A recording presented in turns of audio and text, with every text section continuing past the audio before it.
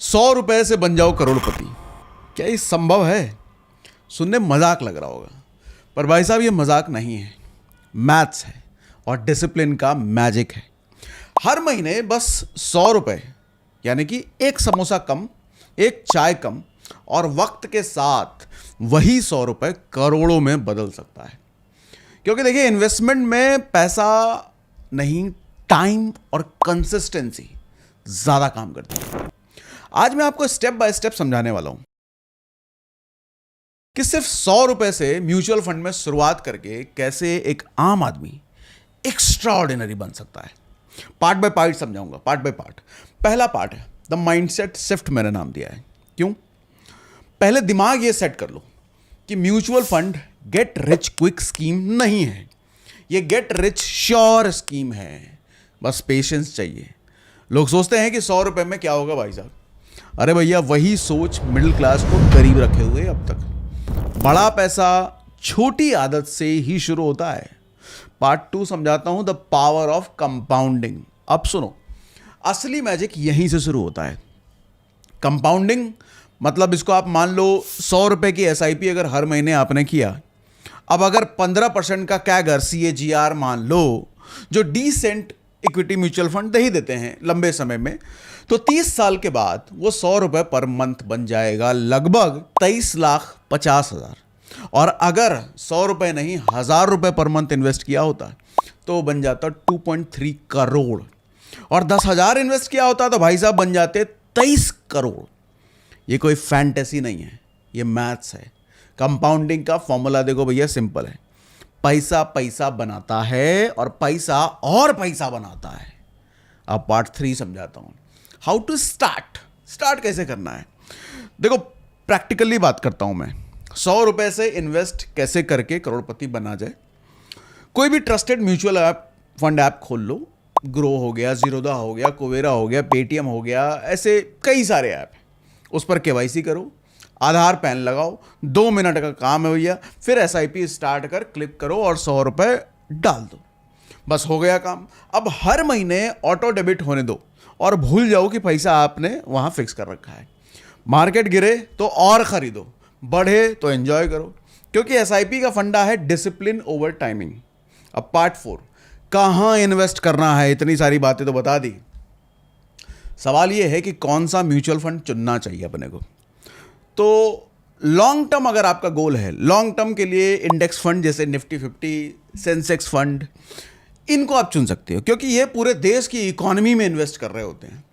थोड़ा अगर आप एग्रेसिव हो, ज़्यादा रिटर्न पाने वाले हो, तो मिड कैप और स्मॉल कैप फंड को चुनो। लॉन्ग टर्म में ये हाई रिटर्न देते हैं, पर रिस्क भी ये साथ लाते हैं। अगर कंजर्वेटिव हो, पैसे पे ज़्यादा रिस्क नहीं लेना, तो हाइब्रिड और ELSS फंड ढूंढो। ये टैक्स सेविंग भी का फायदा देंगे और उसके साथ डिसेंट रिटर्न भी आपको दे देते हैं, मतलब डबल बेनिफिट ये आपको कराते हैं। अब पार्ट 5, हिस्ट्री जरा बता देता हूं। अगर किसी ने 1995 में 100 रुपए per month Nifty index fund में SIP किया होता, तो आज तक वो 1.5 करोड़ से ज्यादा हो चुका होता। अब सोचो, सिर्फ 100 रुपए डालता तो भी 15 लाख क्रॉस कर जाता, क्योंकि मार्केट में टाइम बिताना टाइमिंग से ज्यादा पावरफुल होता है। मार्केट को हराने वाला नहीं चाहिए, मार्केट में टिके रहने वाला चाहिए। आज 100 रुपए की वैल्यू उतनी नहीं, लेकिन जब आपका 100 रुपए कंपाउंडिंग में लग जाएगा ना, तो वो इन्फ्लेशन से लड़के असली ग्रोथ देगा आपको।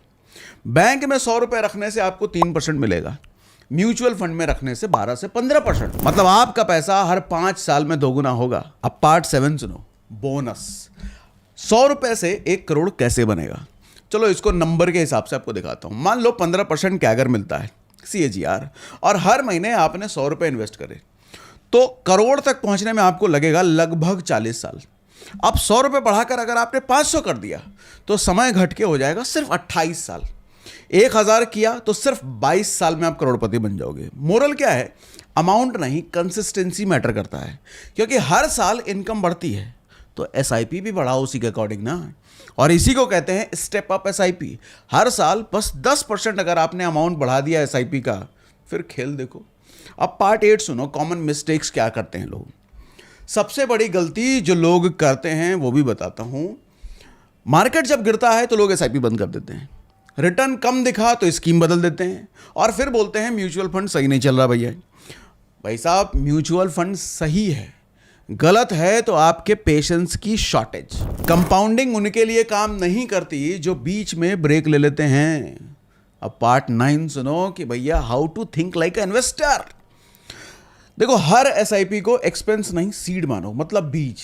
100 रुपए लगाया मतलब एक छोटा सा पौधा लगाया आपने, हर महीने डालते रहे तो वो बड़ा जंगल बन जाएगा। रिच लोग पैसा काम पे लगाते हैं, मिडिल क्लास पैसा खर्च कर देते हैं।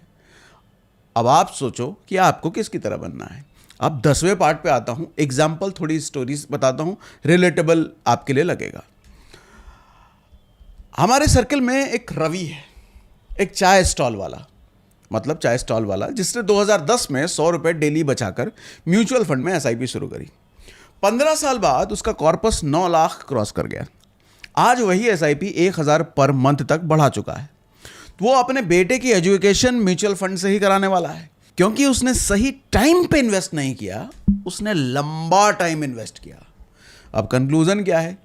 अगली बार जब आपको कोई बोले ना कि भैया म्यूचुअल फंड रिस्की है, तो मुस्कुरा के बोलना कि रिस्क तो ना करने पे है।